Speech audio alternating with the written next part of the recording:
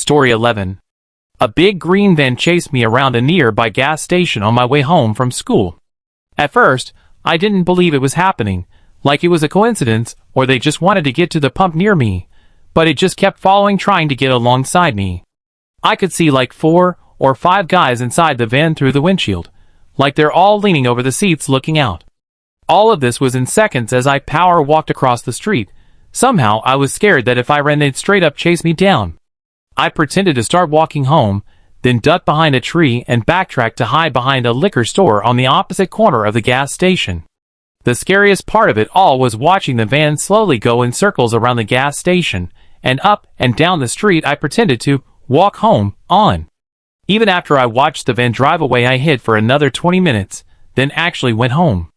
I didn't report it. I should have. I wish I could have. But my home life was already a jail, and somehow it would undoubtedly be my fault, and honestly the repercussions still scared me more. Story 12. I almost got kidnapped near a train station. Some dude drove up to me hella quick and insisted that I was some missing Canadian child, and that he'd take me home. Coincidentally, a motorcycle cop happened to drive by, and immediately pulled over after I waved him down.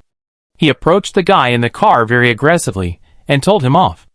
The cop didn't arrest the guy or anything. The guy apparently told the cop the same. I thought he was a missing child. Story. But he did walk me over to the train station and stayed with me until the train actually arrived.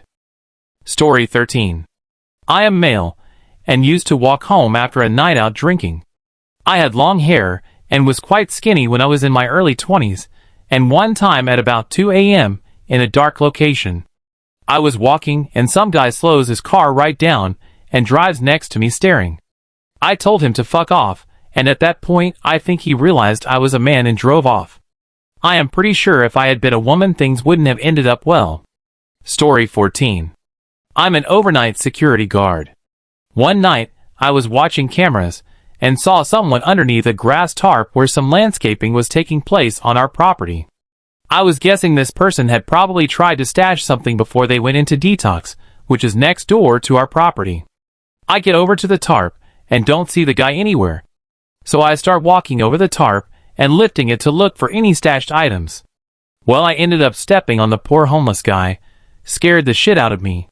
He was cool though, and we fist bumped, and he went on his way. Story 15. Holy shit, I've got one for this. Grew up in Japan. Not too small / not too big city. Worked a job that had me coming home daily at 2 to 4-ish a.m. daily. I preferred to walk the back street that paralleled the main street home because it felt more cozy and peaceful. Nothing of note happened until one day. I turned the corner onto the side street, and about halfway down there was a young woman. She wasn't doing anything, just staring at the sky. Staring straight up, neck at a 90-degree angle, mouth slightly agape, long black hair hanging. I hesitated but decided that, since nothing weird has ever happened here before, it'd be fine, so I went to walk by. I get up next to her. It's a narrow road, so not a lot of room to maneuver, and pause to look at her. She hasn't moved or reacted to me. She's just staring away. So I fight my instincts and ask her if she's okay. She doesn't react. I look up to see if she's looking at something, but there's nothing there. So now I'm thinking there's something medical going on.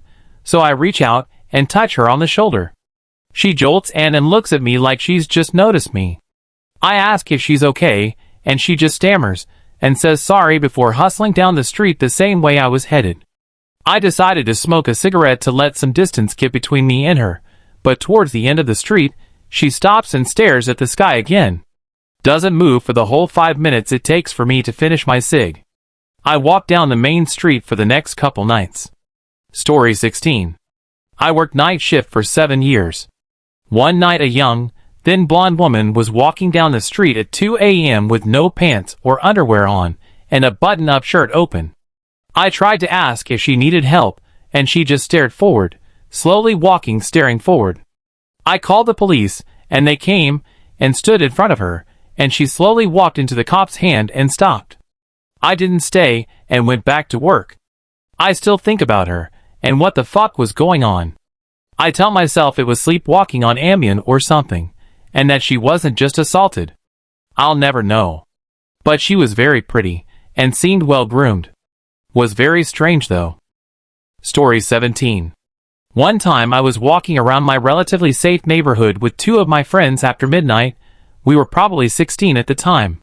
This loud red truck speeds by us, which is normal for the road we were on. Then a few minutes later the same red truck drives by the opposite way going much slower.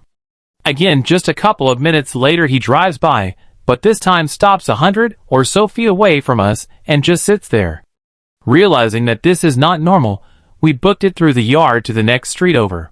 For the next 20 or so minutes, we see this truck creeping up and down the neighborhood while we hid behind some bushes, and when we finally thought he was gone, we booked it to my house. He turned the corner onto my road just as we were about to open my front door. Story 18. Dead body on the side of the street with a sign around its neck saying, "I'm a cell phone thief, don't be like me." This was maybe 20 years ago in Manila, Philippines. Happened to my grandfather too. He was walking our dog at 5 a.m. Dog went to do his business near a dark, grassy empty lot, and they found a dead body bound up with a sign on him saying he was a thief. This practice is called salvage in the Philippines. Basically an extrajudicial killing done by policemen or vigilantes on criminals and drug addicts, or suspected criminals. It's basically been going on way before Duterte took office, but it's only with him it was somewhat institutionalized and blatant. Before that, the police didn't brandish it with so much impunity, and didn't dare target teens or grandmothers. Nowadays most of the poor are fair game. If you have money and connections you can still buy your way out of things.